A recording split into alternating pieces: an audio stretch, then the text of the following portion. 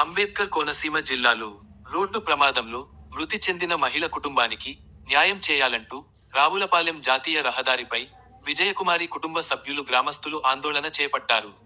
ఆత్రేయపురం మండలం కట్టుంగ గ్రామానికి చెందిన వందే విజయకుమారి సోమవారం సాయంత్రం తన భర్త రమేష్ బాబుతో కలిసి రావులపాలెం నుండి కట్టుంగ వెళుతుండగా ఊబలంక వద్ద టిప్పర్ లారీ ఢీకొట్టడంతో అక్కడికక్కడే మృతి చెందింది.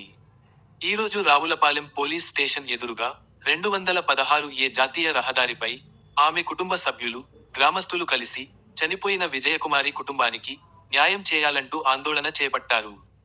జాతీయ రహదారిపై వాహనాలు భారీగా నిలిచిపోవడంతో మృతురాలి కుటుంబ సభ్యులు, గ్రామస్తులతో చర్చించి పోలీసులు ట్రాఫిక్కును క్రమబద్ధీకరించారు.